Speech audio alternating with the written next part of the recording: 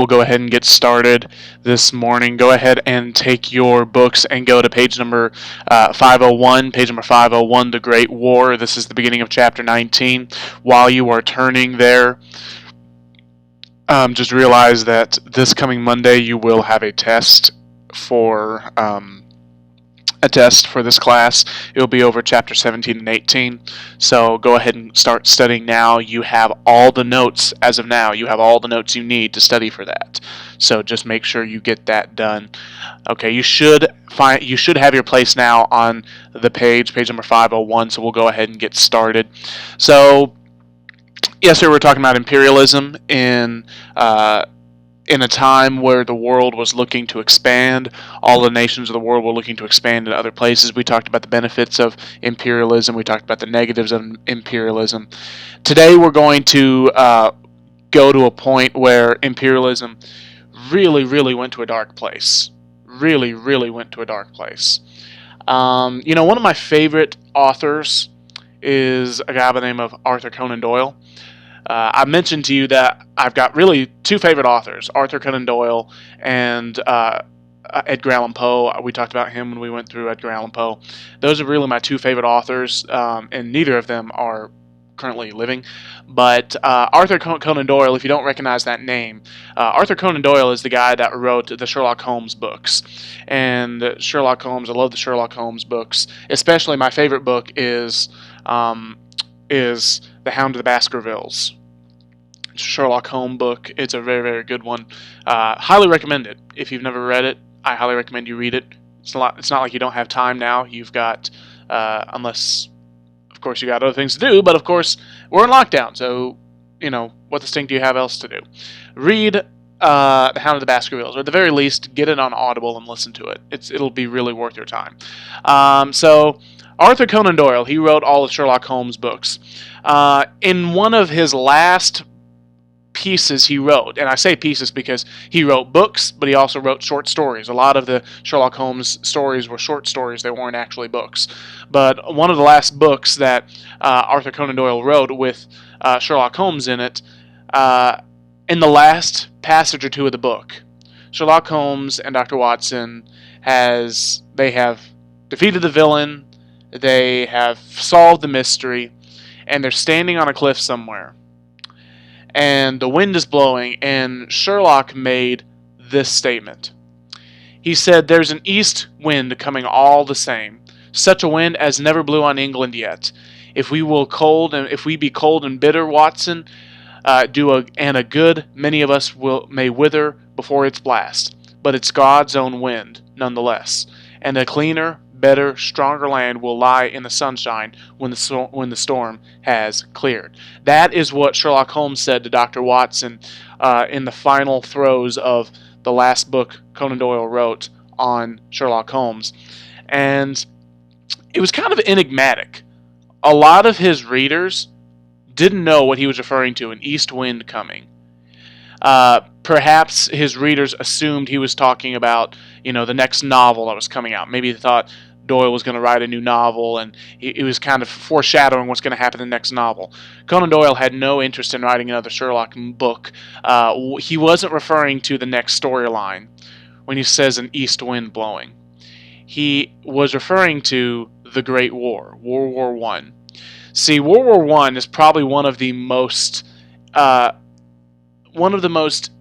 ill-remembered wars in history. And what I mean is ill-remembered. What I really mean is very few people consider how important World War I was. In fact, I would argue, hazard a guess, that as far as world history goes, World War I is the most horrible war that ever took place. People say, well, what about World War II? Unfortunately, World War II came about as a result of World War I.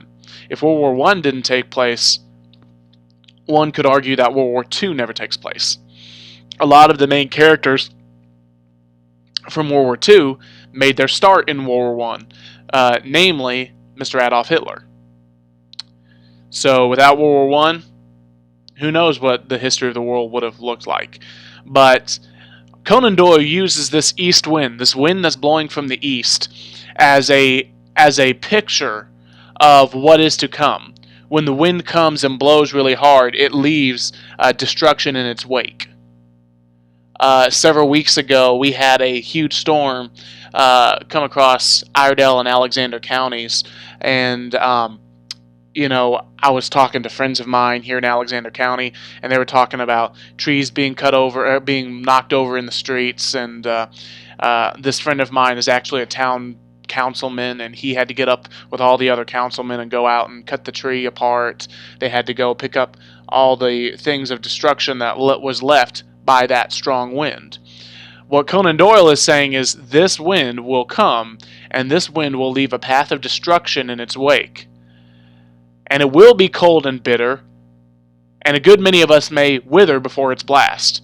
But it's God's own wind nonetheless, and the cleaner, better, stronger land will lie in the sunshine when the storm has cleared. So Conan Doyle is making the statement that, listen, the Great War is going to be horrible. A lot of people are going to lose their lives. But this is a war that has come from God, which is ironic considering Arthur Conan Doyle was famously an atheist. Conan Doyle was not a Christian, but he still believed that this was part of some divine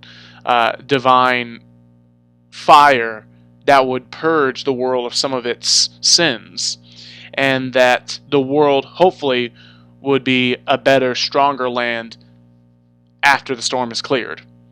Some cases that's true, but in many cases, in fact, I would hazard to say most cases, Conan Doyle was wrong about that. Because, as I said, it brought about World War II in many ways. So there's really nothing good to be said about the Great War. We can't even really say that, well, we got better because of the Great War. Not really. Not really. And I highly encourage you to do a lot of research on the Great War because it has a lot of effects on our world today. In fact, there's a book that we sell at the store and it's a book that's sold for homeschool purposes, so it's not above really anybody. It's a simple read, but it'll be a good read. It's called World War I and How It Affects Us Today. Because it does affect us in many ways. But World War I, otherwise known as the Great War, has really been known as the first modern conflict.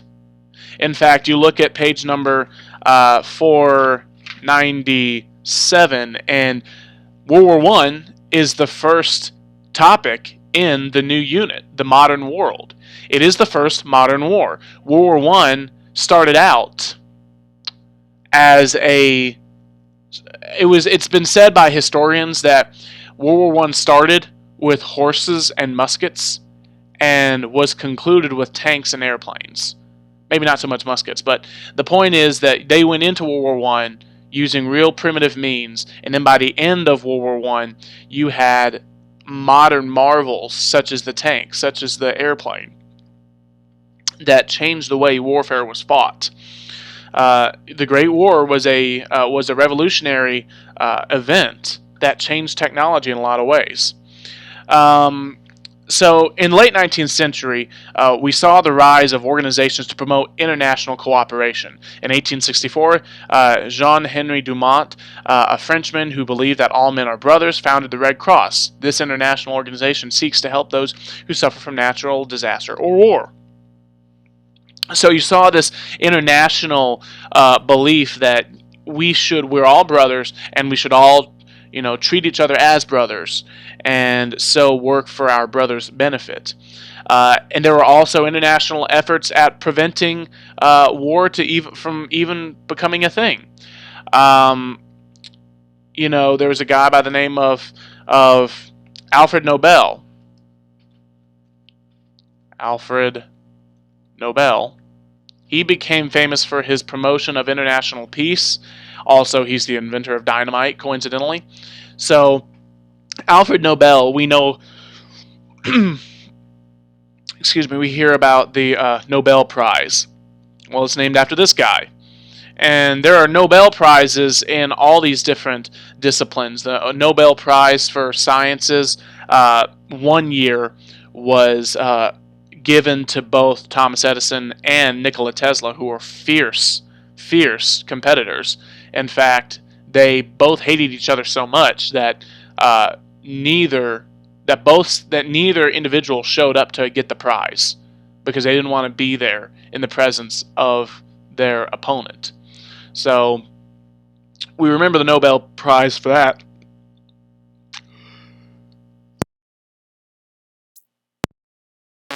Alfred Nobel was known for coming up with the Nobel Peace Prize. President Obama received the Nobel Peace Prize. President Roosevelt, Teddy Roosevelt, received the Nobel Peace Prize. Dr. Martin Luther King Jr. received the Nobel Peace Prize.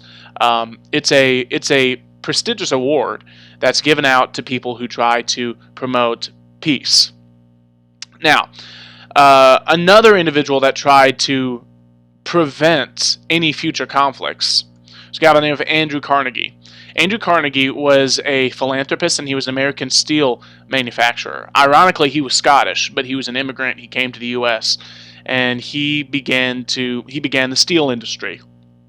Now, the meme on the right side of the page, you look at that, I am Iron Man, Andrew Carnegie merging companies to create U.S. Steel. So Andrew Carnegie really brought steel to the forefront of American commerce in terms of being a building material. He was the one, because steel was already being used in Europe, it was being used in England, but in America, people were still kind of questioning the idea of steel and how it was able to hold up a building. And Andrew Carnegie proved the concept that steel was a malleable and a strong building material. That meme is a little bit inaccurate, though, because Andrew Carnegie what was true was he was famous for merging a lot of steel companies. He would buy steel companies up and create a monopoly. So basically, he was the only he was the only person that could come together and make steel. What you forget is Andrew Carnegie actually did not create U.S. Steel. U.S. Steel is the name of a company. It's a steel company still in existence today. It's bought and sold on the New York Stock Exchange. It's a public company. But Andrew Carnegie actually did not create U.S. Steel. He didn't merge anything to create U.S. Steel. Carnegie Steel was his company, and he was buying up all these smaller companies and wanted to try to merge all these and have a monopoly on steel. And then he was approached by a guy named J.P. Morgan. If you ever heard of J.P. Morgan and Chase, that's his company. Obviously, he's dead now, but that was the company he started. J.P. Morgan was an investor. He invested in Thomas Edison, getting the light bulb to work. He did a lot of things in this time period, but he also wanted to break into the steel industry. He knew that he wasn't going to be able to do anything with Andrew Carnegie running Carnegie Steel. And so J.P. Morgan walked up to Carnegie and asked him, how much would you take to sell Carnegie Steel to me? And then Carnegie wrote down a number, thinking that it was going to be too much, thinking that J.P. Morgan wasn't going to buy it. J.P. Morgan took a look at the paper and then took out his checkbook and wrote a check for that amount and handed it over to him then and there. And then Andrew Carnegie is kind of like, well, stink. I should have asked for more. I thought that he was going to say no because that was too much, and he writes a check in front of me. And that tells you how rich J.P. Morgan was, because it was not a small number. But he paid Carnegie right then, right there, and instantly Andrew Carnegie became the wealthiest person in the world. I'm sorry, guys. I don't know why I'm yawning so much, but Andrew Carnegie sold off Carnegie Steel to J.P. Morgan, and J.P. Morgan created U.S. Steel. J.P. Morgan finished off the merging of all these companies and created U.S. Steel. So this meme is actually inaccurate, but I liked it, so I went ahead and put it in here. But anyway, with J.P. Morgan buying Carnegie Steel from Andrew Carnegie, Carnegie now became the richest man in the world. And the question was to Andrew Carnegie, what am I going to do now with all this money? And so what he decided is he was going to become a philanthropist. He started spending money to help create things that would help humanity all over the country. He would see a town, a city that didn't have a library, and he would write the city a check for enough money to build a library. And they would just build a library off that. And he did that over and over and over again. This guy was the richest man in the world. And he was able to do that on several occasions. He built Carnegie Hall, which is a music theater in New York, I believe it is. And then another thing he did, and this is where it's important for our lesson today. Carnegie donated funds to build the Peace Palace at The Hague. So The Hague is the seat of government in the Netherlands. And there is an international criminal court there that war criminals, if they are caught and they have committed atrocities against the world and against humanity, they're put on trial there for war crimes. But The Hague was first viewed as being this place of peace. He hoped that at The Hague, people would be able to settle disagreements, nations would be able to settle disagreements there without having to go to war. So there are a lot of individuals clamoring to bring peace in the world. They don't want any more war, and that's surely to their credit. But the problem is that man is a flawed human being, and man will continue to sin despite everything you try to do to the contrary. And so despite Andrew Carnegie's trying to create this peace palace where people could settle their differences without going to war, despite Alfred Nobel creating Nobel Peace Prize, this wasn't enough to stop the east wind from coming. The east wind finally came in the form of World War I. But let's look at the breakdown of communications that took place and the breakdown between friendly relations of the nations in Europe. So one of the reasons for fear in this time period was extreme nationalism. Now, I have talked about nationalism. We have defined nationalism. It is, to which degree are you referring to nationalism?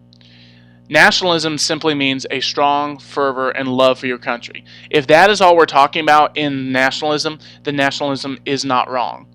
The problem is nationalism can be taken to the nth degree very, very quickly, and you end up getting Adolf Hitler. And you end up getting other tyrants who say that they love their country so much, they're doing all this to better their country, while at the same time creating horrible conditions for others. They execute others by the thousands, things like that. Well, although patriotic love for one's country is not wrong, Europeans during the late 1800s carried patriotism too far. They began to consider other races and nations inferior. Unbridled nationalism or chauvinism caused many people to desire war so that they could prove their superiority over other nations. So right here we see the distinction here.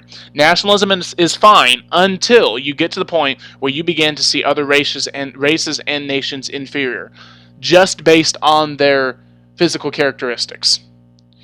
I mean, you can say, for instance, and I say this a lot, the United States' government is a far superior government as opposed to any other nation's system of government in the world. Even other nations that have republics and democracies, they're still inferior to the United States. But it's inferior in the sense that it does not do as good of a job as America's republic. That is a thing of performance. That just has to do with performance and not innate qualities. What happened is nations like Germany began to see their own nation so great that they just needed to show their superiority over other nations. Another problem was militarism. Many European nations during this time increased their military might far beyond what was necessary for strong national defense. The primary purpose for such military buildup was national glory. A large standing army became a symbol of power. So nations wanted to have a big enough army to be a status symbol. And again, I'm a small government conservative, but I think we should have a strong military. this is going above and beyond even what I would consider necessary. This isn't, oh, we need a strong national defense, so that way, in order to prevent yourself from getting swatted with a stick, you have to have a bigger stick. That's not what we're talking about here. We're talking about people who had a large army full of people that were just itching to go to war, that basically created a powder keg that could be touched off at any moment. Compounding the problem was that fact that many citizens glorified war, believing that war was the noblest task in which any nation could engage.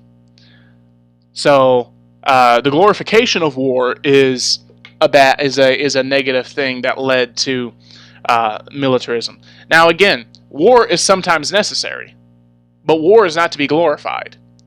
War is necessary to defend your people. War is not to be glorified. War is the result of the fall. So while it is great to have a strong national defense to defend yourselves, we also need to consider that war, just for the sake of war, is not a good thing. All right. So then, what kind of created the impetus for this war is national alliances began to break down. So we talked about this several chapters ago. Otto von Bismarck is was the unifier of the German states. So it used to be that Germany did not exist. Germany, at this point in their history, is a new nation. What it was there were a lot of Germanic states, Prussia, and all these Saxony, all these other all these small Germanic states, but they were not unified as one nation. But Bismarck comes to power in Prussia, and he does a great task in unifying all of these Germanic nations to one big nation called Germany. And Germany was now one big nation with Bismarck as its chancellor. Basically, its chief executive, although not really, and we'll discuss that in just a second. But Bismarck saw how precipitously Germany sat on the world stage because people weren't happy with Germany unifying. Prussia had a history of expansion, and the world just viewed this as another act of expansion. And Bismarck was concerned that people were going to end up allying against Germany just for the sake of the fact that they didn't trust Germany. Now, Bismarck was an incredible leader. That's not to say I agree with everything he did. In fact, I agree with little what he did. But I am going to say he was not stupid. He was not stupid diplomatically and politically. He saw the problems that Germany had, and so what he did was he began to create alliances between these nations. So we call this today the Bismarck system. The Bismarck system is a system of alliances that were created by Bismarck to prevent France from finding a strong ally to support them. So really the whole reason that Germany was able to unify was because of the fact that they had beat France in a previous war, and that allowed them to unify, and they were concerned that France was going to get a couple allies and then come after Germany. And so what he did was he created the system of diplomatic alliances to try to prevent any allies from coming to France's aid. Just let me see here. By keeping France diplomatically isolated, Bismarck believed that Germany would be safe from French attack and that the political balance of power could be maintained. This system of alliances that Bismarck created is often called Bismarck's system. Now, then what we have is another alliance that took place is called the Three Emperors League. This is the first alliance that Bismarck fully established that included Germany, Austria-Hungary, and Russia. So he creates this league of nations that If he signs non-aggression pacts with them, then whenever France wants to come against Germany in war, these nations will be tied. They can't break their diplomatic ties. They can't break their treaties, so France won't have anybody to come to their aid. Next, you have the Triple Alliance. This was an alliance of Germany, Austria-Hungary, and Italy as an anti-France coalition. And eventually, Bismarck was even able to bring England into the Triple Alliance pretty quickly, for at least for a while. So Bismarck is getting to work here, and everything is working exactly the way he wants it to. If you are France right now, you do not like what's going on, because you don't want Germany to have as much control as you do. Look at the map on page number 502, the rival alliances 1914. Look at how big Germany is. You've got Germany, Austria, Hungary, Italy, France. That's basically the central power in Europe at the time. Europe is much more diverse now. Europe has so many different smaller countries now. Back then, there was all basically 4 or 5 countries that held all the chips. And you saw with Germany an attempt to kind of create their own buffer zone, a diplomatic buffer zone between them and France, which is not a bad place to be. This is pretty good if you're Germany. However, remember what Germany is. Germany is a new nation of previously all disconjoined German states. And each German state had its own duke, had its own leader. Bismarck comes in, creates a government, unites all of the Germanic states under one rule, creates the office of Chancellor, in which he holds that position, Chancellor of Germany, which is kind of the